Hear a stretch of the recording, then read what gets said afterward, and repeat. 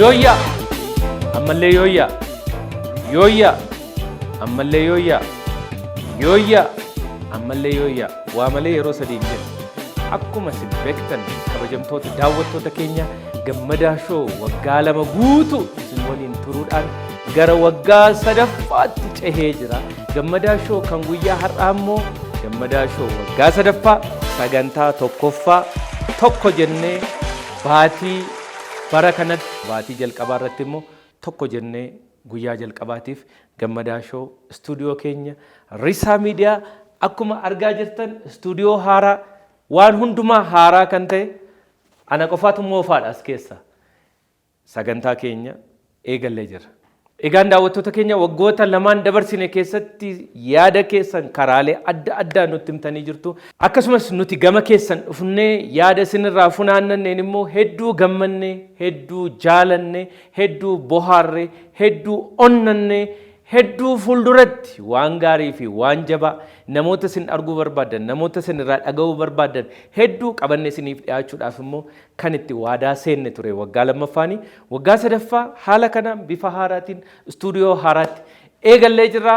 Istuudiyoo keenya haaraa kana immoo waggaa 3ffaa kanarratti haala bareedaadhaan maaliif hin eegaltan nuun jechuudhaan Subii Furniture istuudiyoo haaraa kana guutuu akka kanatti nuu tolchanii sagantaa keenya nuu eegalchiisanii jiru.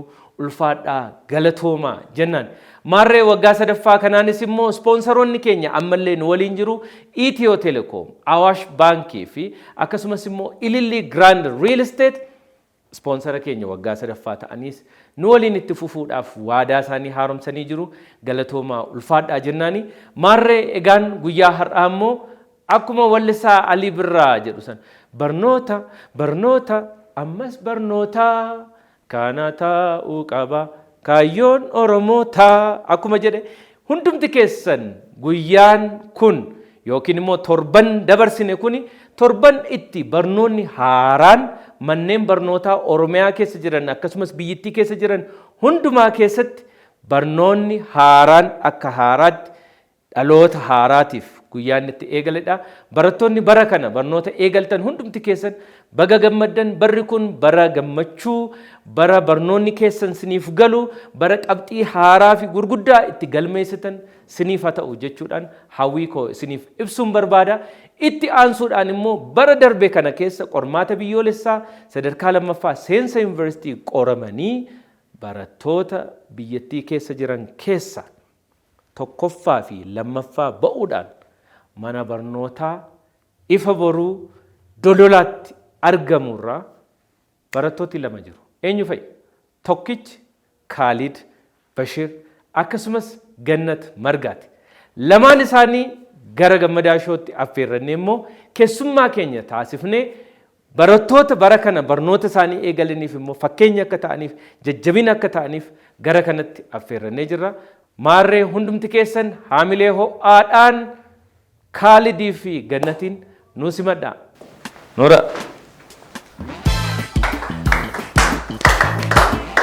Akkam jirta? Abaaboo sinii qopheessinee jira. Baga nagaan dhuftee. Congratulations. Gannii baga nagaan dhuftee. Congratulations. Baga nagaan. Noora.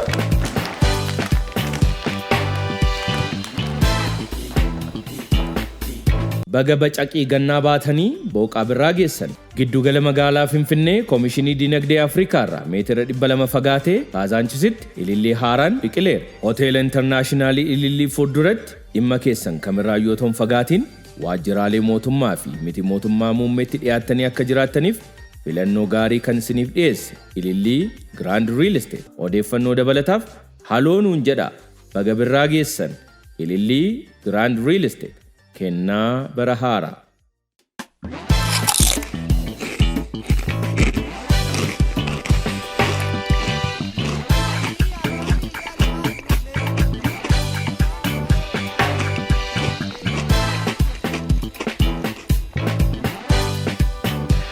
Hayyee Khalidii fi Gannat baga nagaan dhuftan. Cheers, cheers. Akkas ganni. Cheers. Baga gammaddanii baga sadarkaa kanarra geettanii mee garuu jalqaba ladies first jedhama mitiire. ganniirraa maqaa kee fi bakka irraa dhuftee mana barnootaa kee qabxii kee himtee uummata bal'aa kanatti otoo shoo keenya eegalle. Eshi galatooma maqaan koo Barattuu Gannat Margaan jedhama. Kanan dhufee mana barnootaa Ifa Boruu Bultii Addaa Dodolaa irratti qabxiin kiyyaas 579 dha. 579. Eeyyee. Tole. Atoo? Hayyee galatoomaan jecha maqaan koo Khalid Bashir jedhama. Kanan barachaa tureessi mana barnoota bultii addaa Dodolaa irraayi. Qormaata biyyoolessaa bara 2017 akka biyyoolessaatti kennamu gosa barnoota saayinsii uumamaatiin barataa qabxii olaanaa fideedha. Meeqa qabxiin kee? Qabxiin an fidee 600 keessaa 591. 591. Sagal qofa dhabdee? Eeyyeen. Sanuu akkatti dhabdee fayyaa yaadatta miti yoo kana? Hin ariifatte moo akkamittiin dhabdee warra sagalii sana? Moo hin beektu turte? Yaa'u sagalii sanii baay'ee isaanii hin jira yaa'u namni dhabuun waan jiruuf fuulli yaa'u namni guutuu deebisuu hin danda'u. Namni barbaadees yoo ta'e yaa'u sagalii sana akkasittiin dhabuu danda'e. Ganni atis 21 qofaadha kan ati dhabde. Ishee dhabde kana yaadatta? Otoo waa godheera ta'e nan sirreessan ture xiqqoo itti dabaluun nan danda'an ture jettee wanti si gaabbisiise wayiifaa takka hin jira? Akkasittillee namni inni dogongoraati garuu osoo itti yaadeeti kanayyuu sirreessuu nan danda'a jedhee yaada. Garuu yaa'u onlaayiniidha kan nuti qoramne isa jalqaba irrattis konneekshiniin xiqqoo nu rakkisaa ture. Sababawwan kanarraa wal qabachuu danda'a jedheen yaada. Bara darbee akkuma lamaan keessan beektanii si feenee turte kan qabxii olaanaa akka biyyaatti fiddee intala shamarree baay'ee cimtu yeroo ammaa kana carraa kanaan daawwattoonni keenyas akka beekanii fi si feeneen biyya Ameerikaatti barnoota ishee eegaltee jirti. Congratulations si feenee akka si feenee ta'uun qaba jettee waan yaaddefaa qabdaa ganni? Inspire si gooteetti si feeneen akka si feenee ta'uu nan danda'a. Bara dhufummoo anafaa waan jettee xiiqii akkasii faa keessa galte qabda? Eeyyeen yeroo viidiyoowwan ishii intarvii garaagaraa ilaaleen ture baay'eesaa. Osoo akka ishii sana ta'e baay'ee akka ishii san ta'uuf yaadeen ture. Dhugaatti illee akkas ta'een jira milkaa'een jira. Congratulations. Kan isheen bara darbe nu waliin intarvii faa goote ilaalteetta? Ilaaleen jira baay'eesaa viidiyoo. Khalid bara kana qabxii tokkoffaa fidee shoo faa TV faa irratti waan akkasii nan dhiyaadha faa akkas gaazexeessitoonni faa bilbilanii na cinqanii jireenya koo natti ulfaachisu faa jettee yaadde beekta? Akkanatti ta'a jedhee xiqqoo yaanne garuu qabxii bareedaa akka fidu naannoo 570 yoo gadi bu'ee naannoo sanii akkuma fidu abdiin qaba ture. Garuu rabbiinis na laaffisee qabxiin kana milkeessuu danda'eera. Amma boodas akkanumatti itti fufan jedhee yaada. Atoo ganni si feenee TV irratti ilaalaa turte anoo laata intarviyuu nan kennaa TV faa irratti nan dhiyaadha yoon immoo akkasitti immoo TV irratti faa dhiyaadhe maal jechuu faan qaba faa jette waan mastaawotii faa of ilaallee fuuldura faa dhaabbatte waan shaakalte wayii qabdaa siin jedhanii si hamatu dhugaadha? Akkasitti mastaawotii fuuldurallee dhaabbadhee of ilaaluu baadhu garuu akka ishii san ta'uuf yaadeen jira. Kanaafis qabxii guddaan dhufee jira milkeesseen jira. Akka ishii san ta'uu baay'ee yaadee hawwiillee milkeessee. Atoo akka eenyu ta'uu yaadaa turte Khalid? Anillee yaa'u ijoollee ciccimtuu si fuuldura qabxii gaggaarii fidan keessa akka eenyu fa'aa otoo hin ta'e yookiin namni inspire si godhe siinoo eenyu? Anillee si feenee ilaalaa ture. Oh, really? Wow. Interview ishii bakka garaagaraa gootee hunda isaanii ilaaleen jira. Isii caalee argamuu qaba waan jedhuun qabxii kana bara dhufu anis qormaatan qoramaa jira. Qabxii kana fooyyessee anis bakka guddaan gahuu qaba waan jedhu isitu inspire na godhe intiraansii kanarratti. Barataa Raajii Ashannaa fi ijoollummaa kiyyarraa isa laalaanfaa guddadhee itti dabalamee si feenees akkasitti qabxiin kana fiduudhaaf inspire kana godhanii isaan jechuudha. Egaa daawwattoota keenya kaayyoon sagantaa keenya inni guddaan tokko inspirationii uumuudha. Namni akka ibaluun ta'a jedhee abdii akka godhatu abdii akkam kutanne fakkeenyaaf bara kana barataa hedduun kufee jira mana seensa yuunivarsiitii kanarratti jechuudha. Warra kufee caalaa garuu warra darbee abdii godhatanii namoonni sanarratti immoo xiyyeeffannoo godhanii akka ebeluun ta'a jedhan inuma jiraatu. Fuulduratti faa otoo qabxiidhaan amma sifeenee hundi keessan laaltaniittu carraa kanaanii baay'ee gammachuu guddaan nutti dhaga'amanus sifeenee bara dheengaddaa shoo keenya irratti fiduu keenya dhiibbaa wayii uumaa jirra jechuudha barattoota kanarra. Bara kana immoo warri ganni ilaaluu fi warri kaalid ilaalu akkuma kana mana keessan teessanii akka kaalidiif akka ganna ta'uudhaaf xiiqii guddaa cichoomina guddaa akka isin keessatti uumu abdii guddaan qaba. Carraa kanaan gannat bara kana qabxii sifeeneen bara dheengaddaa fidde caalaadha miti kan fidde. Sifeeneen 575 natti fakkaata. Kanaaf bara kana immoo ganniin mataan isiiyyuu 579 fiddee jirti. Kaalid 591 qabxii baay'ee ajaa'ibsiisaadha wanti kun. Haamilee baay'ee waan itti hanqatu natti fakkaata. Maal haamilee hin jiru jedhan. Milkaa'inni keessan jabinni keessan jabina Oromoota hedduuti. Jabina ijoollee isin duubaa dhufaniiti. Fuulduratti akka ebeluun moonan ta'a namoota successful ta'an barnootaan milkaa'anii bakka wayii namoota ga'an namni isin ilaalaa guddattan akka fakkeenyaatti fudhattanuu jira Kaalid. Daa'imummaa kiyyarraa yoon kaasee namni akka barnoota kanatti daa'imummaa kiyyarraan barnootatti barataa cimaa ture.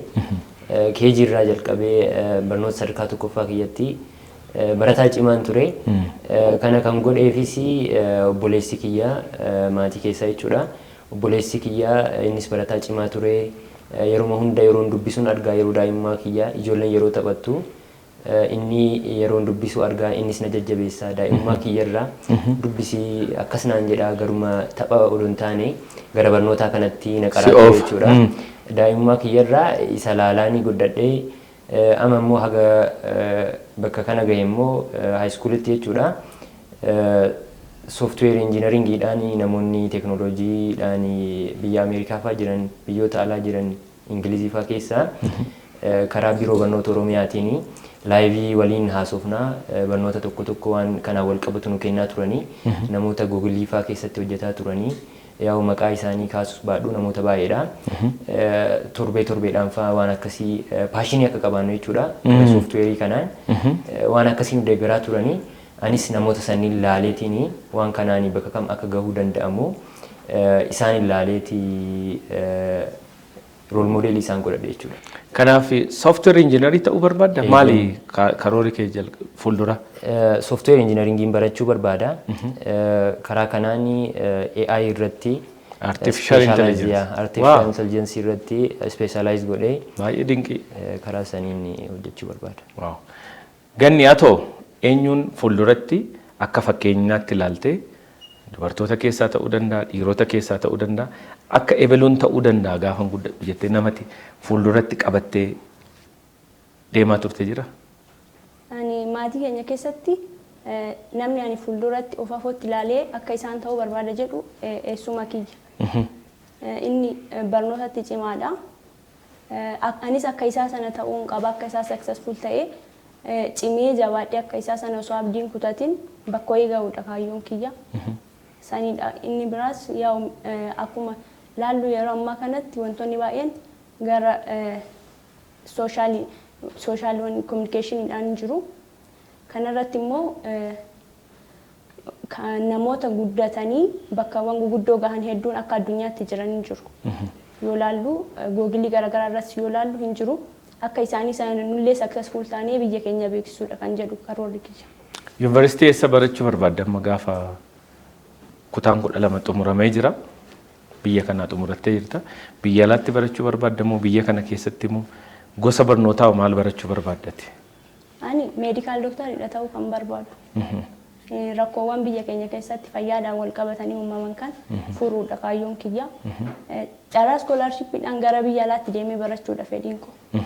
Kanarratti biyyootaan guguddoowwan deemee baradhee wantaan hawwii sana biraan gahee hawwii koo milkeessu Yuunivarsiitii mataa kee keessa faa jiru jira otoon yuunivarsiitii kana dhaqee meedikaal dooktarii ta'e jettee yaaddu. Carraa kana maaltu beeka yuunivarsiitii sana namoota hojjetu yuunivarsiitii sana namoota barsiisan hedduutu nu daawwata waan ta'eef. Yuunivarsiitiin gurguddoon hin jiru yuunivarsiitiiwwan Ameerikaa keessa jiran tokkoffaa kan jedhamee yaadamu yuunivarsiitii Oxford jira isaafaa keessa osoo seennee baradhee baay'ee hawwii godha. Atoo Khalid yuunivarsiitiin maqaa dhooftee yuunivarsiitii kana dhaqeen otoon baradhee barnoota tokkotti successful nan ta'a bakka yaade kana daandiin nageessisuu danda'u isa jettee yaaddu jira. Eeyyeen hin jirani yuunivarsiitii Ameerikaa keessatti kanneen akka yuunivarsiitii Harvard, yuunivarsiitii MIT, Haayilii ka jennuun jechuudha. Yuunivarsiitota saniin keessatti odoon danda'ame carraa argadhee achittiin baradhee carraa barnoota fooyya'aa argadheen baradhee ni hawwa jechuudha. Carraa kanaan Oromoonni akkasumas Itoophiyaanonni shoo keenya daawwachaa jirtanii TV keenya irratti warri nu argaa jirtan yeroo ammaa kana akkasumas YouTube'n warri nu daawwattan ijoolleen qaxaleen kun carraa barnootaa guddaatu isaan barbaachisa. Bakka fedhan dhaqanii dorgomanii ijoollee darbuu danda'an akka ta'e hin beekama fuula isaaniirra akka gargaartan karaa akkatti agarsiiftan daandii qajeela akkatti isin agarsiiftan carraa kanaan affeerraa isiniif taasifna. Egaa ciminni keessanii amma yeroo cimina barnootaa yeroo ka'u yeroo tokko tokko ciminni tokko tokko daa'imummaarraa kennaadha jedhu warri tokko tokko. Ebelu sammuunsaa banamaadha inni waanuma fedhe hundumaa gochuu danda'a jedhu. Kaan immoo lakkii inni sirriitti irratti hojjetee hin qo'atee jedhu. Kaan immoo maaltu beeka qalamanni ittiin barreessee gaafa sana qalama gaariitti isa mudatee ta'uu danda'a jedhu. Yookiin immoo nyaata inni nyaatee tufaa murteesseefaa jedhu. Kamtu akkan cimaa ta'u na taasise jettee yaaddate? Akka kiyyatti wanni cimaa na taasise keessaa tokko inni tokko uumamadha. Daa'imummaa kiyyarraa wantoota garaagaraa gaafachuun jaalladha. Barsoota kiyya gaafiidhaanii gaafii irra deddeebiseen gaafadhee haga nuffanitti waan arge tokko odoon gaafatin hin dhiisu haga naa galutti uumama kiyya keessaa jechuudha. Baay'ee gaafadhaa waan tokko yoo argeen baay'ee waan saniin qo'adha. Kun uumama garuu namni hunduu uumaman qaba garuu uumama san irratti immoo irratti jabaattee dandeettii qabdu irratti cimtee jabaattee hojjette immoo waan kennaa rabbiin si kennes irratti dabaltee waan guddaa bu'aa guddaa fiduu dandeessa jechuudha. Ganni atoo wanti cimtuu gannati ishee cimtuu kana kan taasise cimtee waan qo'atteef moo kennaadha moo kadhannaadha moo maali laata? Jalqaba kan cimuuf kan ta'e kennaadha jedheen amana. Kennaan jalqabuma kan Waaqayyo nuuf kennu hin jira. Itti aansuudhaan garuu jabaadhee cimee hojjechuu kooti. Hin jira jalqabumayyuu kutaa tokko haga 8 irrallee yoon baradhu tokkuma haga 3 keessaan ba'a. Kanaaf jalqabumayyuu cimee hojjechuu kooti jedheen amana irratti waan bakka ga'an san fuulduratti kaayyoo laalaa cimanii hojjechuudha. Barnoota mana barumsaa bultii addaa dodolaa otoo hin galiin dura sadarkaa 1 hanga 8 dodolumatti baratte moo garamiitti gara dodolaa deemte? Jalqaba kan hin baradhe magaalaa Asaasaa keessatti mana barnootaa. Intala Asaasaatti ati? Eeyyee. Mana barumsa sadarkaa tokkoffaa Booleedha kan jedhamu. Achitti kutaa 1 haga 8 kanan baradhe. Sana booda carraa mana barnoota ifa boruu bultii addaa dodolaa nageessu argadheen gara dodolaatti deeme achitti barachuu eegalle. Kaalidoo ifa boruu otoo hin galiini ati mucaa dodolaati moo dodolatti qabxii kana fidde? Ani barataa dodolaa miti jalqaba irratti kanan dhaladhee guddadhees magaalaa godina Baalee magaalaa Gobbatti. Dodolli immoo godina biraa keessatti argama godina Arsii Lixaadha. Ani godina Baalee magaalaa Gobbattiin dhaladhee kutaa 1 haga 8 achittiin baradhee carraa barnoota bultii addaa argadhee immoo dodolaa jooyin gochuu danda'e jechuudha. Qorri gobbaa sun akkatti cimtee qo'attu si godheera laata? Qorri gobbaa yaa'u addaabti godheera. Achumattiin dhaladhee waan ta'eef baay'ee qorri na rakkisu ture.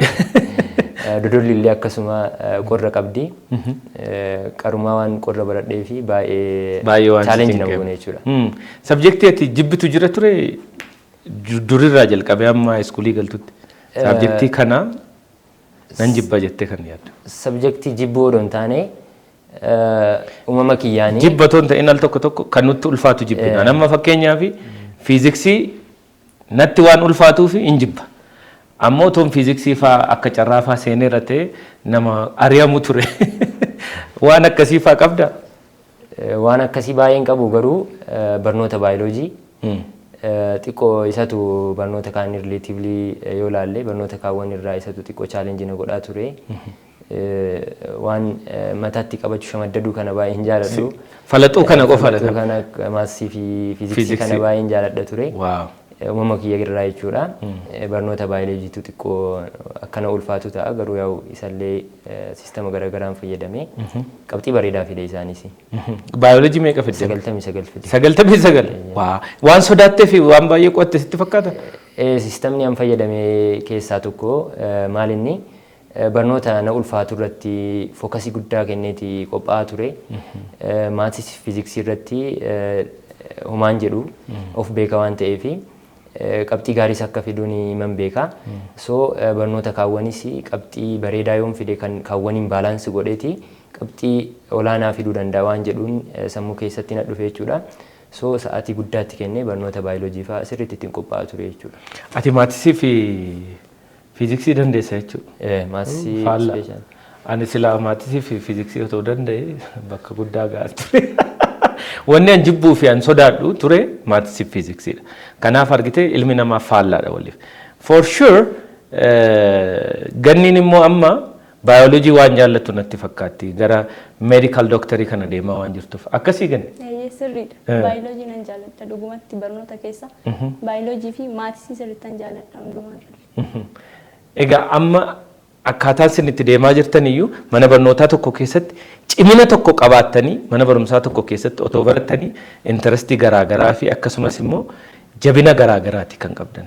Tokko fiiziksii fi maatisii irratti fookas godhee san irratti qo'atee jabaata kaan immoo gara baayoloojiitti kanatti jira jechuudha. Manni barumsaa keessan fedhii keessan kana isinii eegu karaa isin deemuu irra barbaaddan sana daandii isin yaadaa jirtanii fi fuulduratti ilaalaa jirtan kanarratti dhiibbaa isinii godhu? Eeyyeen sirriitti nu deeggaraa turanii akkuma isin dura sitti himee ani gara fiichariin kiyyaa paashiniin kiyyaa gara sooftiweer injiinaringii waan ta'eefi gara teeknooloojii kana waan ta'eefi manni barnootaa barattoota dandeettii akkasii qaban paashinii akkasii qaban filateetii namoota biyya alaa wajjin koominikeeshinii uumanii karaa saniin nu deeggaraa turanii namoonni dhaabbata garaagaraa keessatti hojjetanii yeroo garaagaraa dhufanii nu lallaa turanii laayiviidhaan waan tokko tokko nu barsiisaa turanii sirriitti nu deeggaraa turan jechuudha. Ganni amma barattoota shamarranii ta'anii ani shamarreedha barnoonni natti cimaa shamarreen immoo dhiiraa gadi akka dhiiraa kanatti barnoota irratti cimtuu ta'uu hin danda'u jedhanii mana isaanii taa'anii cinqamaa jiranii fi akkamittiin akka san keessaa ba'anii qabxii guddaa fiduu hin danda'amu waan himtu qabda? Jechuun akkasitti yaaduun isaanii sun ilaalcha duubatti hafaadha. Akkuma duraanii shamarri gadaantummaa shamarranii mul'isa. Shamarri gadaantuudha hojjettee akka dhiiraa sana bakka wayii gahuu hin dandeessu jedhanii yaaduun ilaalcha duubatti hafaadha. Kanaaf jabaatanii akka nama kamittuu namni namuuma hojjetee bakka wayii gahuu hin danda'a waan ta'eef jabaatanii hojjetanii mul'achuudha kan isaan qabanii jabaatanii yoo ciman waan itti bakka fuulduratti gahuu barbaadan sana yoo karoora baafatanii itti hojjetan ni gahu jedhee namana. Of kakaasuu qabu, kaka'umsi jiraachuu qaba, karoorri jiraachuu qaba. Kanaaf jabaatanii hojjechuun ni barbaachisa. Egaa manni barumsaa ifa boruu mana barumsaa bultii addaati. Achuma keessa bultu miti? Doormiis achumaa qabdu. Kanaaf gara alaa kanan deddeemtan. Yeroo tokko tokko namoonni doormii bulanii keessumaa yuunivarsiitiiyyuu gaafa ta'u akka mana hidhaa wayii tokkotti ilaalu mana hidhaa sana keessa taa'ee ba'uu hin danda'u olii gadi deddeemee waan tokko tokko gochuu hin danda'u barsiisaatu asiin na cinqaa jira garanaanii barnootatu na cinqaa jira maali manni hidhaan akkasii kana keessa akkamittan dhufee kana keessa jiraadha jettanii yeroo jalqabaaf yeroo kutaa sagalfaa seentan stressii wayii keessan galle cinqii wayii itti baruu dadhabuun oo akkasitti cinqii kana keessatti immoo hanganii baradhu dhiisee warra koo bira taa'een baradhu maaltu na cinqifaa jettanii yaaddanii beektu? Yeroo kutaa sagalii xiqqoo yaadaan ture waan akkasii maalidhaa fi envaayiroomentii tokko jirte gara envaayiroomentii biraa yoo deemtu si ulfaata addaabti gochuudhaaf namatti ulfaata garuu guddina kiyyarraa ani garuma barnootaaf akkas godhaa ture baay'ee namoota wajjin ala bahee asii achi deddeemuu waa daawwachuu waan akkasii bashannanuu kana baay'ee ittiin turre jechuudha. Daa'imummaa kiyyarraa barnootatti fokas godhaa ture. Garuu haa ta'u ka bultii addaa immoo baay'ee ulfaataa waan ta'eef baay'een ulfaata jechuudha. Namoota waa bashannanuu asii achi deddeemuu sooshaal miidiyaa kana olii gad oofan kanaaf mana barnoota bultii addaa yoo seentu chaalenjii nama godha. Maaliidhaafi kaayyoon tokkoffaan achi seentuu fi barnoota qofaa waan biraa yaada biraan qabdu jechuudha. So xiqqoo chaalenjii na godhaa ture garuu haalli achiin duratti itti sures waan diferensii guddaan qabaannee fi addaabtumaan godhaa goolis qaba waan ta'eef kaayyoon qaba maaliidhaaf bakka kana seenee waan jedhus kaayyoon qaba. Ijoollee achi dura turan kanneen akka barataa Raajii Ashannaafi ilaalaan ture. Barattoota baay'ee waldaa Miisa Oromiyaatiin ODA'tti barataa turan ilaalaan ture waan ta'eef ijoolleen sunniin bakka kam akka geettee olaalu. So anis fiichariin kiyya akka isaanii ta'uu qaba. Isaan caalee argamuu qaba waan jedhuudhaani stressii kanas eenyu godhaa ture jechuudha. Ganni atoo amma silaa otoo maatii bira jiraattee qoraan gara qoraanii deemuu dandeessaa. Bishaanii waraabuutu jira, maatii gargaaruutu jira, nyaata bilcheessuutu jira, barnoota qo'achuutu jira. Amma garuu guutuutti mana barumsaa bultii addaa kan ifa boruu kan dodolaa kana keessa seentee gaafa barnoota kee eegaltu tarii akka caalaa ta'uu dhiisuu mala. Gammachuu wayii sitti dhaga'ameera. Stressii kan manaatiin ala bilisaan barnoota koo qofarrattan fookas godha jettee yaadde moo atis xiqqoo mana hidhaa ta'uu hin danda'u wanti kun jettee sammuu kee keessatti seeneera? Jalqabarra carraa dodolatti seenee barachuu sana yoon argadhu baay'een gammadeera. Dhugaa gammadeen jira jechuun haasasa keessatti yoo barannus akkasitti wantoonni hundi guutuu miti. Wantoonni laayibrariin kitaabonni garaagaraa guutuu miti waan ta'eef achitti seenuun koo anaaf gammachuudha. Garuu yeroo achi seenu sanitti environmentiiwwan tokko jiraachuu danda'u. Isaan sun yeroo jalqabaadhaaf xiqqoo duubatti nu harkisu malee yoo itti jabaanne keessaanii baana. Yeroo muraasa booda barannee addaatti gooneeti gara fuulduraatti ceenee jabaanneeti keessaa baanee cimneedha. Kanaaf jechuun dodolatti barachuun carraa guddaadha anaaf. Osoon biyya kootti baradhee asaasatti akkanatti wantoonni hundi gahaa akka hin taane nan beeka. Achitti wanti hundi gahaadha. Barsiisonnis barsiisota ciccimoodha. Manni barumsaas wantoota hunda guuttateera waan ta'eef achitti barachuun anaaf gammachuu kooti. Egaa ganni ati yeroo kutaa 9 seentu barataan kutaa 8 fixe daa'ima xiqqoodha. Maatiin kee akkamitti si amananii ijoollee durbaatii maatiirraa xiqqoo fagaattee deemuu dandeessaa? Akkamitti si amananii si ergan gara dodolaa? Jechuun maatiin illee akka jechuun ani gara barnootaatti akkan fookas godhuu ni barbaadu. Barnoota irratti akkan cimuu hin barbaadu. Jechuun hasaasa irratti gara dodolaa baay'ee fagoo miti dhiyoodha. Kiiloomeetira meeqa hasaasaa fi dodola? Daawwattoonni hin beekan waan ta'eef. 16 natti fakkaata. Baay'ee fagoo miti. Kanaaf maatiin illee yeroo baay'ee dhufanii nu laalu achitti rakkoon qabu gibbiin sunillee waan nama shakkisiisu iyyuu hin jiru. Gahaadha wantoonni hundi jiran to'annoonis ni jira. Namni akkas deddeemuun hin jiru gibbii keessatti. Dallaan sun bareedaadha barnootaaf jedhanii waan amananiif achitti nageessan. Khalid, manni barnootaa keessan suni akkasin sadarkaa kana geessaniif gahee taphate qabamu lakkii ani otoon akka isheen jette otoon gobbattis baradhee qabxii kana fiduu nan danda'a jettee yaadda? Sirriidha, manni barnootaa gahee fi shoora guddaa taphateera jechuudha. Khalid ammaan gahee kanaa fi manni barnootaa kiyya shoora guddaa taphateera. Gahee guddaa narraa qaba jechuudha. Maaliidhaaf yoo jenne barattoota haayiskuulii biratti biyyatti barataa ture yoo ilaale barattootuma kutaa 8ffaarra waliin barataa turre barattootuma ciccimoo ta'an garuu haayiskuulii biyyatti baratanii yeroo ammaa kun hin beekamaa sooshaal miidiyaadha. Wanni garaagaraa baay'ata, oduun baay'ata. Waan kana jala deemuudhaan barattoonni sobamuun hin jira. Garuu mana barnootaa keenyatti dallaadhaa bahuunis akka salphatti dallaadhaan baanu maaliif gara alaa baanee yoo deebinu wantoota garaagaraatiin sammuun keenya jeeqamee barnoota irraa jeeqamuu dandeenya waan jedhuun sababa beekamaa yoo ta'e malee gara alaa bahuunis hin danda'amu. So gara sooshaal miidiyaa kanattis seenee hin bannee barnoota kiyya irratti fokas godhee wanni na yaachisu waan tokko illee hin jiru.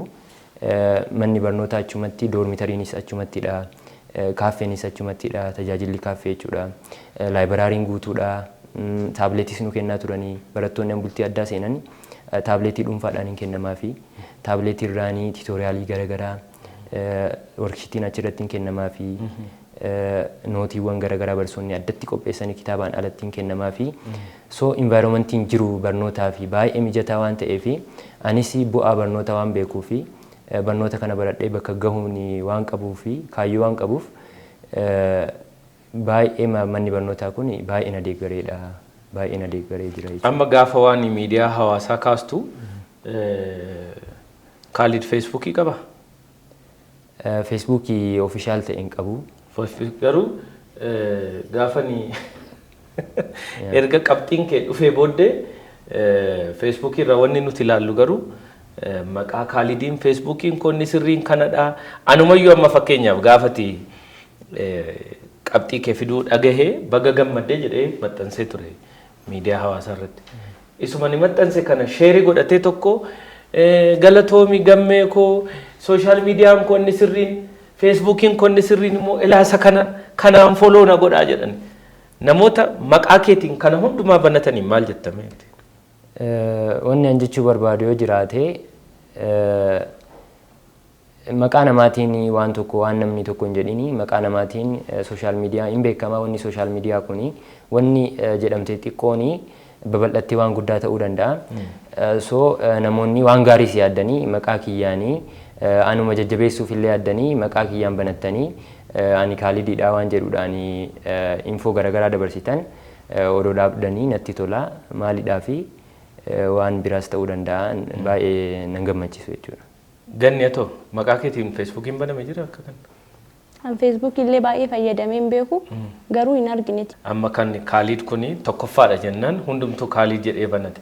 Carraa kanaan wanti miidiyaa hawaasaa akka uummata keenyaafis ifa ta'u karaa official Facebook ta'erraan kan hafe namoonni maqaa nama adda addaatiin bananii ittiin daldalu. Maaliif kan Khalidiin godhu sinitti fakkaate inni jalqaba. Si gargaaraa akkas si goonaa namni jechuu ni danda'a jedhanii waan yaadaniif gargaarsa sanaa fi maallaqa namootarraa funaannachuudhaaf jecha kana fayyadamu waan ta'eef carraa kanaan Khalidis haa ta'u Gannat official Feesbuukii hin qabani. Ijoolleen kun barnoota qofa irratti fokas godhanii turan akka keenya kan Feesbuukii fi miidiyaa kanarra hin turre carraa kanaan akka beektan. Fuulduratti gaafa isaan banatan anillee nama maxxansaa fi sooshaal miidiyaa isaanii isa sirrii namoonni kaanis amanamoo ta'an akka maxxansan hin goona. Hanga sanitti garuu akka irra deebinee kan dubbannu maallaqa sumuna tokkollee Khalidiif ergine jettanii Gannatiif ergine jettanii wanta kana keessa akkas hin seenne carraa kanaan isin hubachiifna. Egaa amma akkuma amma dubbanne kana waan miidiyaa hawaasaatis waan barnoota keessanii mana barnootaa keessan irratti xiyyeeffannaa guddaan kan isin gootanii mana barnootaa keessan kanatti immoo namoota isin gargaaraa turan namoota isin deeggaraa turanii fi akkasumas immoo barnoota keessan kanaaf immoo carraa bal'aa isinii bananii halkanii guyyaa isinii wajjin dhamaa warra turan guyyaan irraa guyyaa dodolaati. Guyyaa mana barumsaa ifa boruu dodolaa sirriitti ol kaafne dubbannuu fi waa'ee dodolaa irraa haasofnu waan ta'eef barsiisaan mana barnootaa keessanii barsiisaan Mustafaan asitti argama. Kabajaa fi haamilee olaanaadhaan gara kanatti nu simadha. Ganni xiqqoo as siqe. Maallaqa biyya alaarraa isiniif ergame baankii Awwaashitti sharafadhaa. Daran ittiin buufadhaa.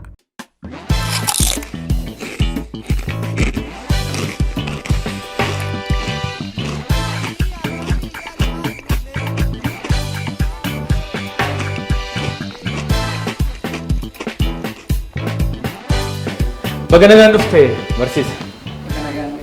Akkam nagumaan nagaadha. Akkam fayyuma gaarii baganagaan dhufte noori barsiisa. Horaa jedhanii akka arsiititti. Ayyee. Godina arsiitiin beekne. Akkas. Horaa gajiloo dhaqqaboo jedhan namticha geenye horaan hin beeku. Anaa dhufullee jenna nuti immoo akka akkas. Mee maqaa kee nu beeksisiiti daawwattoonni keenya waa xiqqoo waa'ee kee dhaga'anii akka eegalluuf.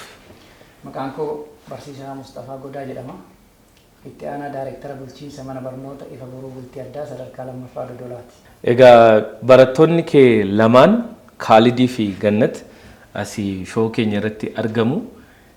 Barattoota hedduu ajaa'ibsiisoo sammuun isaanii banaa ta'e lama gara kanatti nuuf fiddeetta ulfaadhu siin jenna carraa kanaani. Khaalidii fi Gannat bakka bu'oota barattoota ifa boruu Dodolaa fi akkasumas immoo barattoota jajjaboo bara kana qormaata darbaniiti malee isaan qofaa miti. Yeroo waa'ee isaanii dubbannu warrummaa guutuu waan kana bara kana qormaata isaanii sadarkaa olaanaadhaan fidan hundumaatiin congratulation jechuu barbaadna irra deebine. Barsiisa maaltu sitti dhagahama mana barumsaa keetii mana barumsaa ati bulchitu ijoolleen jajjabduun akkasii lameen sanuu saala lamaan dhiiraanis durbaanis mana barumsaa keetii ta'utti gammachuu akkamii sitti dhagahame mee ibsadhu. Ani akka barsiisaatti gammachuu hagana hin jedhamnetti natti dhagahama. Maaliif jennaan ijoollee kana itti ifaanyee waliin xaarre waliin dhamaane ijoolleen kun ijoollee biyyaatii waan jedhu ergama mootummaan naannoo keenyaa biiroo barnootaa waliin ta'anii nutti kennanii achuma isaan faana bullaa isaan faana oollaa nuti isaan biraan baanu. Haadha abbaa caalallee waan jaalannu seenan ijoolleen kun waan ofitti qabne kenna ta'aniif baay'ee gammade gaafa akka nama tokkootti. Gammachuun kun kiyya qofaa miti uummata naannoo Dodolaa ka istaafii kiyyaa akkasuma ka biyyaati. Maaliif mul'ata manni barnootaa ijaarameef galmaan geette ijoollee. Mul'anni manni barnootaa ijaarameef cabiinsi barnootaa bakka hundatti barataa yuunivarsiitii seenu erga yuunivarsiitii seenaniitiin qormaata fudhachuu eegalanii barataan yuunivarsiitii seenuu dharraa ta'ee yuunivarsiitonni gara duwwaatti deebi'e. Kanarraa immoo cabnee jirraa waan jedhu sabni gadi taa'ee mootummaan naannoo keenyaa uf ilaale. Hojii barnoota irra hojjetamaa jiru maal fakkaata waan jedhuun uf ilaalanii biiroo barnootaa waliin mari'atanii inisheetiivii barnootaa irraa inisheetiivii sadii qabatanii tokkoffaa bu'uura boruu irratti hojjechuu qabna. Lammaffaa abdii boruu irratti hojjechuu qabna jedhanii. Sadaffaa immoo mana barnoota bultii addaa ifa boruu bultii addaa jedhamu kanarratti hojjannee investi gochuu qabna waan jedhuun ogeeyyii fi namoota muuxannoo gahaa qabaniin qorannoo gadi fageenyaa erga taasisanii manneen barnoota bultii addaa 7 hundeessanii ijaarsi isaa waggaa tokko keessatti xumuramee bara 2013 ji'a fulbaana 27 dhagaan bu'uuraa kaa'amee 14 ammoo hojii barnootaa eegale jechuudha manni barnootaa keenya. Kana jechuun ammoo mootummaan baay'ee hadheeffate cabiinsa barnootaa kana galmarra hundirraa furuudhaaf hadheeffatee waan ka'eef ijaarsa mana san fakkaatu amma yoo tarii sooshaal miidiyaa irratti argite malee qaamaan hin argine yoo qaamaan argite ammoo baay'ee gaariidha jechuudha. Ijaarsa san fakkaatu achi booda wanti biraa ittiin dabalamin waggaa tokko keessatti raawwatee ijoollee qaqqaxalee barsiisaa qaxalee hojjetaa qaxalee filachuun waan kana akka hundirraa furamuuf ijoollee kana walitti nuu fidanii istaandaardii mana barnootaa qabxii isaaniitiin in terms of naamusa isaaniitiin maal kaayan seeta. Mana barnootaa keenya keessatti mul'anni barataa keenya inni jalqabaa dandeettii olaanaa qabaachuu. Inni biroo ammoo naamusa. Namni naamusa yoo dandeettii qabaatee naamusa hin qabaatin ammoo waan saniifuu gahaa miti waan ta'eef dandeettii fi naamusa isaanii wal cinatti akka mul'ataatitti dhaadannoo mootummaa naannoo keenyaati.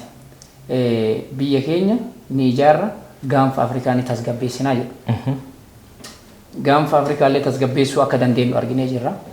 Inni biroo ammoo gammachuun guddaan tokko kanatti dhagahamu maali yoo jette manni barnoota bultii addaa 7 mootummaan naannoo keenyaa hundeessee bara 2014 irraa hojiitti seensise kun 7% dhibbaan dabarsan. Bara kana odeeffannoo qabdu guutuusa. Guutuu qabna. Telegiraama garee qabna. Garee hooggansaa kan jedhu qabna. Telegiraama kanarratti sheer walii goona. Kanaaf mana barnootaa bultii addaa ifa boruu Oromiyaa keessa jiran 7 isaaniiyyuu qabxiin isaaniitu walitti dhiyaata.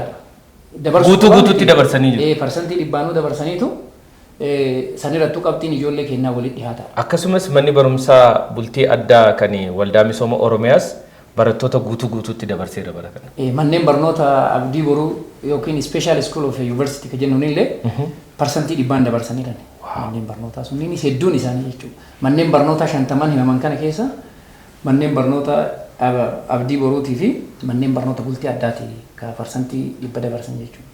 Kanaaf karaani mana barnootaa abdii boruu fi ifa boruu kun karaa sirriidha karaa ittiin barnoota cabiinsa barnootaa biyya kanaa utubuun danda'amuu fi sirreessuun danda'amu karaa kana jettee yaadda barsiisa. Absolutely.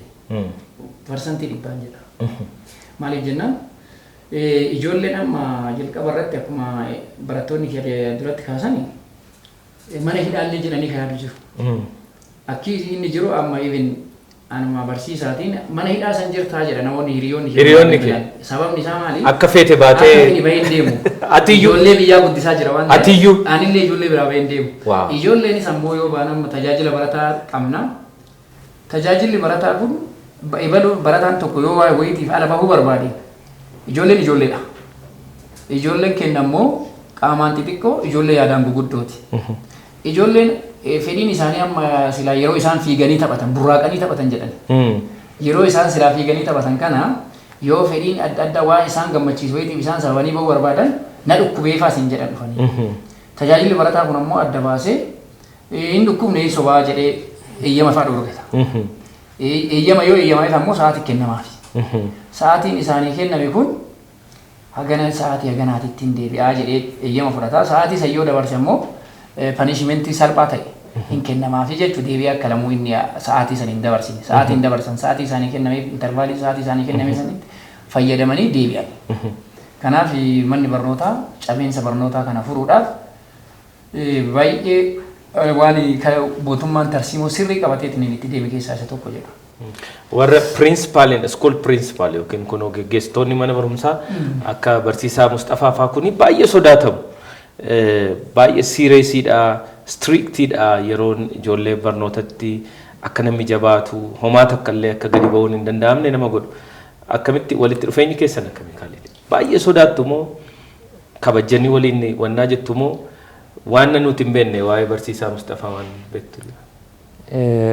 Waan nama sodaachisanii waan nama miidhan faa fakkaata malee keessa isaanii seennee yoo laallu kaayyoon isaan waan san godhaniif maalidhaa fi nuti borii bakka guddaa geenye kaayyoo keenya irratti cimnee akka hojjennuufi malee nu miidhuudhaaf miti gara alaa baasuu kan didanii akka dubbisnu kan deeggaran malee bu'aa kennaaf waan ta'eef hariiroon keenyas hariiroo barataa barsiisaa irraa darbee hariiroo abbaaf ilma akka obboleessaa akka abbaatti ilaallaa barsoota keenya maalidhaa fi maatii humna irraachumatti waggaa afurii mana barnootaa san keessatti yoo jiraannu maatiin keenya hawaasa mana barnootaati barsoota keenya hooggansoota keenya waan ta'eef hariiroo cimaa qabnaa hariiroo barataa fi barsiisaa irraa caalee haga maatii ga'uu qabna jechuudha. Isaanis haala kanaan nu deeggaraa turani. Warri shamarranii hoo ganni addatti principaalii yookiin eegduun warra shamarranii jiru moo warruma barsiisaa Mustafaa dhuma faati? Doormii keessatti hin jiru doormitaroonni shamarranii addatti kan nu to'atan waan hundumaa yoo nu dhukkubes kan nu faana ba'an addatti hin jiru. Gara alaa ba'uuf eeyyama yoo gaafannu isaan nuuf eeyyamu. Yaa relationshippiin nu qabnu kanuma walitti dhiyaataa ta'e kan nu sodaachisus miti baay'ee yoo rakkoo keenya seeraan itti himanne nu hubachuu ni danda'u. Kanaaf doormii keessatti barsiisituun shamaraa hin jirti. Alas yoo baanu immoo barsiisonni kuuwwan illee akkasuma baay'ee dhiyeenya walitti hin qabna. Walitti dhiyaannee wanta rakkanne akkuma maatii keenyaatti kan gaafannu wanna rakkanne hundaa itti himanna. Isaan illee nu hubatanii waan san nuuf godhu. Iccitiin barattoonni keessan guutuun darbuu isaanii kun garuu bara kana fakkeenyaa fi parsantiin 91 kufaniiru ijoolleen yookiin immoo barnootaan darbuu hin dandeenye gara yuunivarsiitii carraa isaan galchuu hin arganne. Yeroo tokkoffaa wanni hedduu ajaa'iba ta'u manni barumsaa tokko kan barataa tokkollee hin dabarsine fa'aa jira. Iccitiin nu bira jiru manneen barnootaa mootummaa kaan aanaa irra jiranis otoo kana qofaa godhanii yoo xiqqaate barnoota hundumaan illee ta'uu baatu barnoota muraasa irratti ijoollee isaanii gahoomsanii riisoorsii qabaniin ijoollee muraasni akka barnoota isaaniitti cimanii qormaata biyyoolessaa kana darban taasisu wayii ni jiraata. Kana akka iccitiitti osoo himee waan jettu qabda barsiisa. Ani akka iccitiitti milkaa'inaaf wanni nama geessu jalqaba maal seetan? Qooda fudhattoonni barnootaa, qooda fudhattoota barnootaa hojjetu maatiin barataa irraa kaasee barataa barsiisaa akkasuma immoo waajjira barnootaa sadarkaadhaan dhagaa biirootti ka godinaas ka'aanaas qooda fudhattoonni barnoota walii galaniit tokko amma nu biratti barataan icciitii milkaa'inaa isaanii wanni jennee qabannu barataan gaafa galmaa'u daree gaafa seene karoora kaa'ata. Karoora qabxii hagana galmeessaa jedhee kaa'ata. Qabxii isaa kana ammoo yoo inni qabxii kaa'ate kana biraan gahini what the reason behind maaltu akka mucaa kana duubatti deebise maal rakkoon isaa waan jedhu xiinxallina. Qooda fudhattoonni kun hunduu walii galanii ijoolleen kiyya maatiin barataa yoo barataan gara maatii deebi'e maal hojjetaa jira mucaan kiyya waan jedhu hordofuun barbaachisaa. Akkuma nuti amma icciitii milkaa'inaa kennaaf wanni guddaan jabaannee ciccinee hojjechuu waan nutti kenname san itti amannee benefiitii biraa caala barsiisaan halkan bulee barsiisa.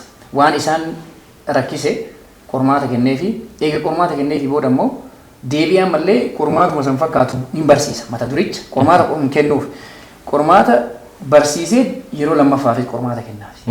Hagam hubatee namni kun maal ammallee wanni jijjiiramni inni fidu jedhee qormaatuma kenneef kana even gaafii 10 irraa yoo kenne deebi'aan mallee gaafii san 100 jijjiiree parsantii meeqa deeme barataan kun waan jedhu laalee qormaata kennaafi remediyaal jenna.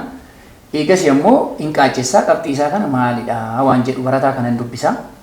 Waan dubbisan kanaan ammoo nulleen qabxii qormaataa yoo kennaa maali mee eessa jirti ijoolleen nama meeqatu karoora isaa sanii gad fide waan jedhu laalla.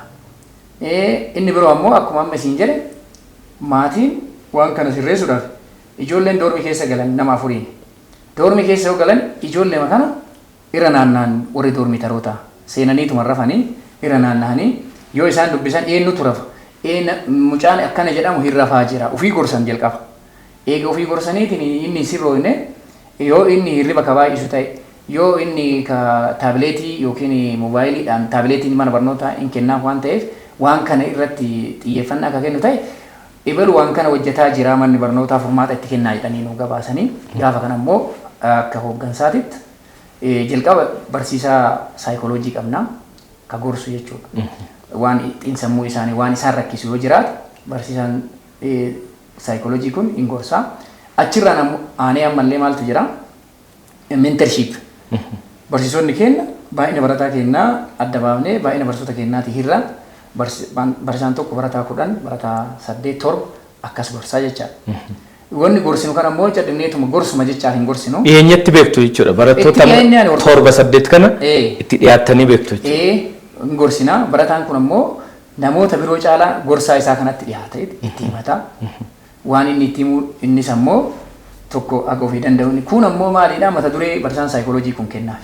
Yeroo qormaataa fa'aatti akkasuma ammoo warroota hayyoota yuunivarsiitii garaagaraa irra jiran affeerree yeroo garaagaraatitti sagantaadhaan barattoota kana maalirra gorfamuu qabu waan jedhu eega manaajimentii kennaan mata duree fudhannee booda eega ogeessi saayikooloojii san kennee booda nama affeerreet namoonni hedduun yuunivarsiitiin Adaamaa, yuunivarsiitiin saayinsii fi teekinooloojii Adaamaa, yuunivarsiitii Arsii galata guddaa qabu waan kana nurraa hojjechuudhaan yeroo 2-3 dhufanii 3 isaan ofiin gorsinuu humnaa ol ta'e haga namni hin jedhutti ijoollee kan baay'isanii dhufanii xiinsammuu isaanii muuxannoo fi namoonni hayyoonni garaagaraa ijoollee kanaaf sheer godhanii wanni guddaan ammoo milkaa'uudhaaf tokkoffaa hojjechuu lammaffaa karoora qabaachuu sadaffaa ammoo qooda fudhattoonni hojii nama sanii ka inni hojjedhee an akkas amma maatii yeroo tokko maali hubannoon ijoolleen kun ganama yoo isaan biraa bahan bakka inni oole hordofuu caala maatiin barataan mucaan kiyya beecii maa jedha ka inni galee soofusani. Isa kana ammoo dhiisee maatiin indirect hordofuun barbaachisaa jechuudha. Barataa kan maal hojjetaa jira performaansiin isaa maal fakkaata waan jedhu even barsiisaa irraallee hubachuun barbaachisaa. Inni biroo ammoo baay'ina barataa irraa isaa ta'u maaneejii gochuu fi inni ulfaata amma iskoolota tokko irratti baay'inni barataa humnaa ol ka qaban jiru. Isa kana ammoo furuudhaaf inni furmaan isaa barsiisaan maqaa yaamiin gahee guddaa taphata.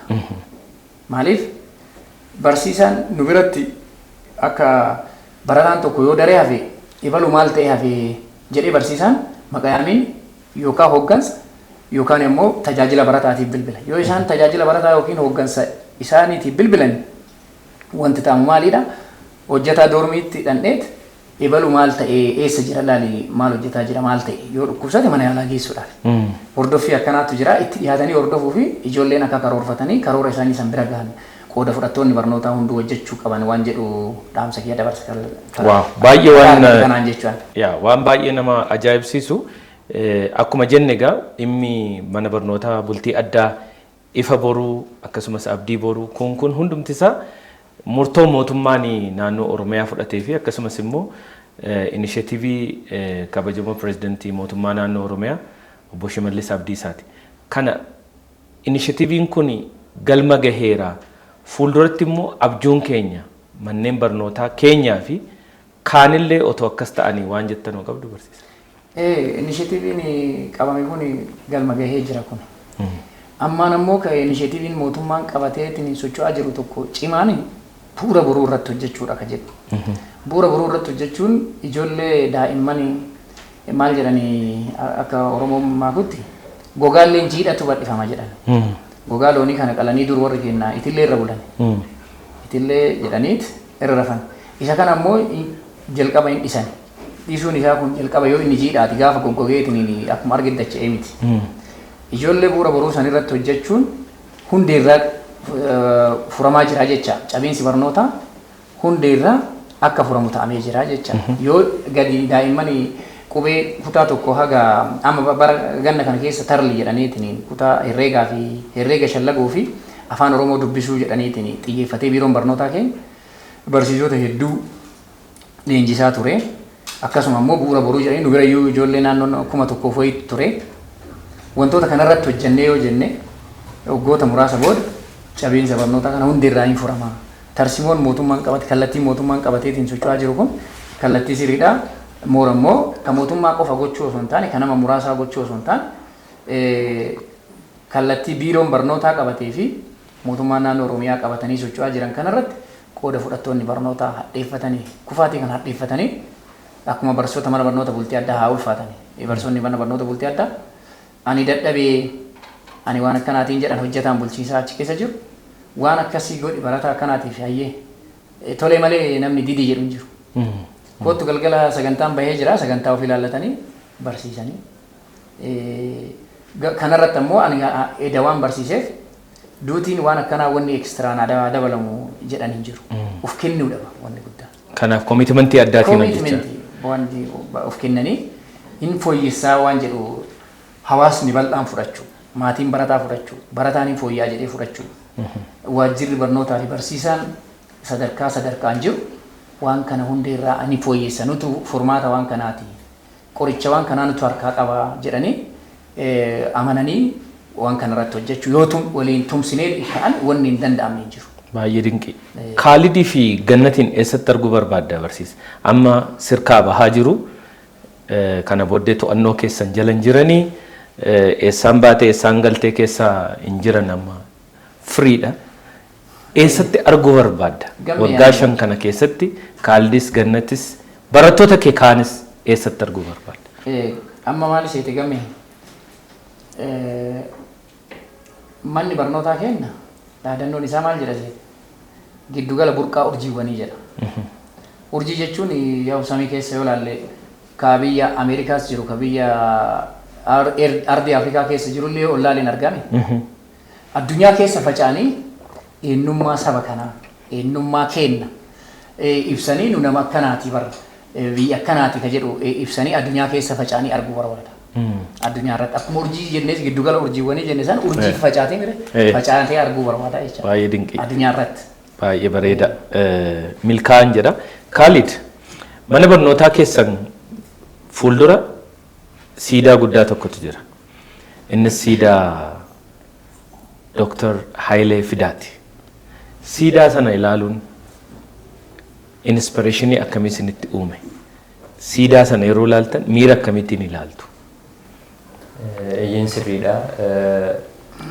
Manneen barnoota bultii addaa torban keessattuu siidaan namoota hayyoota Oromoo gootota Oromoo ni jira. Akka carraa mana barnoota keenyatti siidaa Hayilee Fidaatu jira. Dr. Hayilee Fidaa jechuudha. Isaan nama guddaadha. Nama saba kanaa fi waan guddaa waan guddaa shoora guddaa taphatee jechuudha. Qubee afaan Oromoo qubee kana kan isaan bocanidha. Na isaan laaluun gootadha jechuudha. yeroo bakka san dhufu mooraa keessatti yeroon socho'u siidaan isaanii gidduurra jira. Yeroon socho'u yeroo barnoota keessaa muudii barnootaa keessaa bahuuf ta'u fa'a waan sanfaa yoo ilaalu gidduudhaa yoo darbu gara barnootatti barnoonni bu'aa akkam akka qabu hagam akka jijjiiruu danda'u waan natti agarsiisu waan ta'eef inspaayireeshinii natti uuma gizeen of dagadhee gizeen muudii biraa keessa jiru waan san yoo ilaalu gara barnootatti akka hin deebi'u na godha. Muudii biraa yeroo jettu yeroon keessan kun yeroo dargaggummaati yeroo jaalalaafaa namni miiri jaalalaafaa namatti dhagahamu jaalalleefaa waan hiriyaa jaalalaafaa waan akkasii waan yaaltan jira. Waan akkasii waan yaale hin jiru waan akkasii. Gannataa ta'u.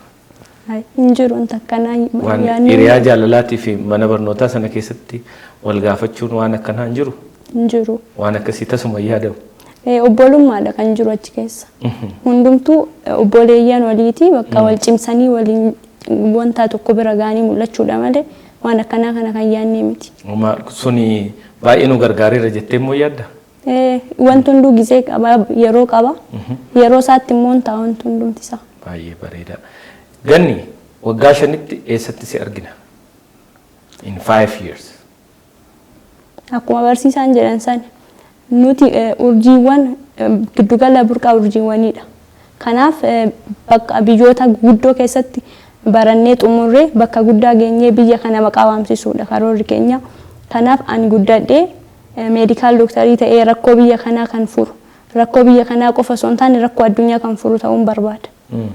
Bara kana akka carraa ta'ee sagantaa keenyaan meedikaal dooktarii Dr. Hani kan jedhamtu yoo argiteetta ta'e hin beeku shoo keenya irratti dhiyeessinee turre mana barnootaa meedikaalaa Phaawulos keessatti qabxii olaanaa hanga har'aatti dhufee hin beekne galmeessistee keessummaa keenya godhannee turre. Siinis bakka isheetti immoo gaafa meedikaal iskuuliis fixxu immoo qabxii olaanaa kan Dr. Haniin galmeessistee olitti akkatti galmeessitee deebinee si arginu immoo abdii guddaadhaan si eegna jechuudha. Khalid, siinoo in 5 years, 6 years eessatti si argina? Anis akkuma barsiisaan jedhee burqaa urjiiwwaniidha. Mootoon mana barnootaa keenyas waggaa 5 hadhaa anis barnoota baradhuuni cimeen baradhee dhaabbata guddaa wayii keessatti baradhee achi boodas akkuma urjii kana addunyaa irratti mul'achuun barbaada.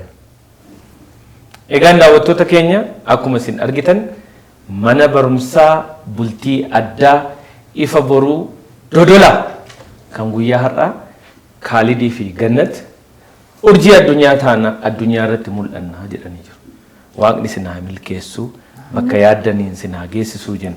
Akkasumas barsiisaan Mustafaan barattoota isaa mana barnootaa ifa boruu Dodolaa keessatti gahoomsee cimsee sadarkaa olaanaadhaan gahanii bara kana manni barumsaa saayinsii shaampiyoonaa ta'e waancaa guddaa kaastanii jirtu. Isa kanaa fi gammachuu guddaatu nutti dhagahama.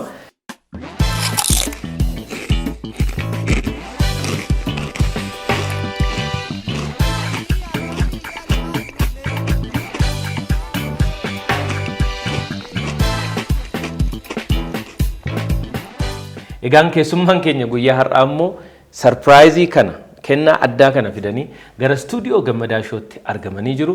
Keessummaa keenya haamilee ho'aadhaan nu simadhaati. Maal qabu laata? Maal harkaa qabu? Asitti dhufanii akka isaan nutti himanii fi kennaa isaaniis immoo ijoollee kanaan akka gahan immoo kabajaa olaanaadhaan hoogganaa olaanaa qubee elektirooniks obbo Caalaa gara kanatti affeerran. Baga nagaan dhufte Caalaa. Akkam nagumaami jirta akkam fayyumaami jirta nagaadha baga nagaan dhufte maali sarpiraayiziin natti nuuf fidde dhufte kulla ijoollee qacalee abdii boruu taate kanaaf waan barnoota isaanii ittiin qajeelchatan laaptooppii isaanii qabadhee dhufe waaw haamileen hin jiru kanaafi barsiisaan isaanii as jiru karaa barsiisaa isaanii akka kennamuufiif goona jechuudha. Ulfaadha. Barattuu Gannatii fi barataa Khalid baga gammadanii isin abdii boruu biyya kanaati qubee elektirooniksii gara fuulduraattis ijoollee qacalee akka keessanii kana gargaaruu badhaasuu itti fufaa. Bira deebi'uudhaan baga gammaddan. Gammadaa Shawmoo galatoom ulfaadha. galatoomi egaa warri qubee elektirooniksii jalqabarra gannatiif yaadanii turanii gaafa yaada kana itti himnu Kaalidis dhufaa jira gara Gammadaa Shoo gannat qofaa miti gannati barattuu cimtuudha Kaalidis akka kana jennaan Kaalidiif gannati wal biraa hambisuu hin dandeenyu ijoolleen kun lamaan iyyuu qaxaleedha bara kana immoo laaptooppii haaraatiin speekii baay'ee gaarii ta'een barnoota isaanii akka eegalaniif carraa kanaanii ittiin nu gahii jedhanii gara shoo keenyaa fidanii dhufaniiru galatoomaa warri qubee ulfaadhaa jennee kennaa isaanii warra qubee elektirooniksiin guddaa galatoomaa ulfaadhaa namni biyyaaf ta'u namni sabaaf ta'u kanuma ijoollee kana yoo tarii laaptooppii hin qabne harka duwwaa deemuu qaban jettee kana yaaduu keetiif guddaa galatoomii maqaa saba Oromootiin ulfaadhu galatoomii siin jedha. Galatoomaa barsiisaa. Ayyee. Mee barnoota bultii addaa tokko kennaati. Khalid. Akkasuma miree. Khalid. Barattuu gannat. Baay'ee gammaddan. Abanamu jennee. Mee banne immoo maaltu keessa jira laata? Waaw. Laaptooppii baay'ee haarawaa ta'e speekii baay'ee bareeda qabannaaf illee hedduu kan toltu natti fakkaata caalaa. Kunoo laaptooppii bareeda Core i5 10th generation laaptooppii babbareedduu kana kunoo Khalid akkasumas immoo ganniidhaaf kennanii jiru. Irra deebi'uudhaan hedduu galatooma kanaan duras wantoota akkasii gochaa turtanii akkasumas barataa Ambootti qabxii olaanaa fideefis immoo akkuma kana gumaacha laaptooppii godhanii jiru. Dhugaa dubbachuudhaaf kun waan guddaadha dhaabbanni akka keessanii jajjabeeffamuutu irra jiraata abdii biyyaati ijoolleen kunis abdii biyyaati. Laaptooppii kanaan immoo seenaa haaraa yuunivarsiitii keessatti galmeessanii immoo yeroo biraa immoo kana caalaatti nu boonsu jennee abdii guddaa irraa qabna.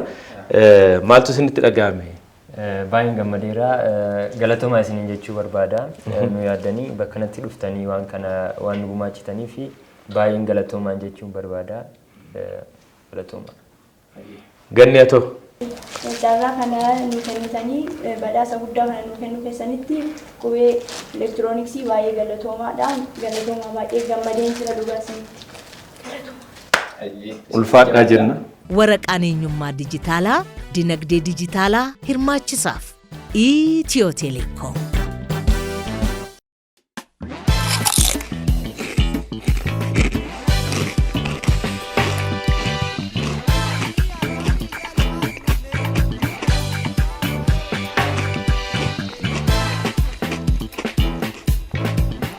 Egaan carraa kanaanii badhaasa argattanii jirtu. Badhaasa argattan kanatti immoo maaltu sitti dhagahame? Gammachuu guddaatu natti dhagahame. Gara fuulduraas gara sooftiweerii kanatti waan godhuu fi wanni kunis baay'ee na deeggara. Carraa kanaan qubee elektirooniksii akkasumas Gammadaa Shoowis baay'een galateeffachuun barbaada. Galatooma. Ganni atoo? Badhaasa kana argachuu kootitti baay'een gammadeera. Kuni baay'ee anaaf barbaachisaadha. Yuunivarsiitiiwwan jiran keessa seenee gaafan baradhu ittiin fayyadama. Anaaf wantoota garaagaraa yoon ittiin hojjedhe na barbaachisa jedheen yaada. Kanaaf immoo qubee elektirooniksii baay'ee galatoomfachuun barbaada. Galatooma Gammadaa Shoolleen galatoomaan jedha. Egaa carraa kanaanii Gammadaa Shoos immoo lamaan isaaniitiif qarshii 10,000 arjoomnee jirra. Egaa namoonni kan biraas immoo shoo keenya daawwachaa jirtan kana booddee ijoolleen kun iskoolarshippiitu isaan eeggata gatii xayyaaraatu isaan eeggata achitti bakka itti barnoota isaanii baratanitti immoo baasii adda addaatu isaan eeggata. Carraa kanaan immoo biiroon barnoota Oromiyaa torban kana wanni inni annaawunsi godhee abbaan Khalid balaa konkolaataatiin miidhamanii akka jiranii fi yaala keessan isaanii guutuu akka danda'an ibsanii jiru. Isa kanaafis baga gammadde. Anis carraa kanaan fayyadamee hadhaas miti waan kana godhaniifis qofaa miti biiroo barnoota Oromiyaa akkasumas yuunivarsiitii saayinsii fi teekinooloojii Adaamaa astuu jechuudha. Baay'een galateeffachuu barbaada. Waan kana mana barnootaa kana nu hojjetanii risoorsii achi keessa jiru nu guutanii waan nu barsiisanii fi carraa kanaan galatoomfachuu barbaada akkasumas keezii abbaa kiyyaa kanas fudhatanii yaalchisuu isaaniitiif baay'een laphee keessaa galatoomfachuu barbaada. baay'ee galatooma. Egaa Khaalidii fi Gannat akkasumas barsiisaa Mustafaa keessummoota Gammadaa Show torban kana keessumaa immoo Gammadaa Show torban kana bifa haaraatii fi istuudiyoo haaraatti haala haaraadhaan ijoollee qaxalee jajjabduudhaan maalumaan eegalla laata jennee cinqamaa turre sammuu gurguddaa fi ciccimaa kanaanii waggaa sadaffaa eegalaa jirra. Waggaa sadaffaa keenyaa fi episoodii jalqabaati gammachuu guddaatu nutti dhaga'ama. Egaan daawwattoota keenya waggaa sadaffaa tokko jennee eegallee jirra. Waggoota kana keessatti waggoota lamaan darban kana keessatti namoota adda addaa fi ijoollee sammuu bilchaataa fi jajjabaa qaban hedduu isinii dhiyeessinee jira. Kanarraas tokko jennee eegallee jirra. Waggaa itti aanu kana hundumaas immoo yeroo milkii gamanumaan akkasiin hawwitan kabajaa olaanaadhaan isin gaafanna. Egaan daawwattoota keenya qophiin keenya Gammadaa Show kan torban kana fakkaata ture. Barattaa Khaalid akkasumas barattuu Gannat akkasumas barsiisaa Mustafaadhaaf bara kana bara milkii jajjabaa fuuldura keessanitti immoo itti milkooftan siniif haa ta'u jennee hawwina. Gammadaa Show kan torban kana asuma irratti raawwata. Hanga xumura qophii keenyatti nu waliin waan turtaniif galatooma ulfaadhaa siniin jenna. Egaan guyyaa har'aa ammoo sagantaa keenya daayirekti gochuudhaan Antikoo Isaayyaas akkasumas immoo piroodiisara sagantaa kana Abdii Jireenya akkasumas kaameeraadhaan immoo Biqilaa Mituquu fi Waaqjiraa Damaraa nu waliin turanii ulfaadhaa galatoomaa jenna. Maarree sagantaan kun immoo akka kanatti isin biraan akka geenyu ammoo sponsoroonni keenya Baankii Awaash, Itiyoo Telekoomii fi akkasumas Ilillii Grand Real Estate galatoomaa ulfaadhaa jennaani. Torban keessumaa biraa qabannee isiniif dhiyaachuudhaaf waadaa isiniif seenna. Hangasitti warri YouTube keenya daawwachaa jirtan immoo YouTube keenya subscribe, like, comment, share gochuudhaan immoo nu faana bu'aa isiniin jenna. Gammadaa Show waggaa sadaffaan episoodii jalqabaa asirratti raawwatee jira. Nagaan.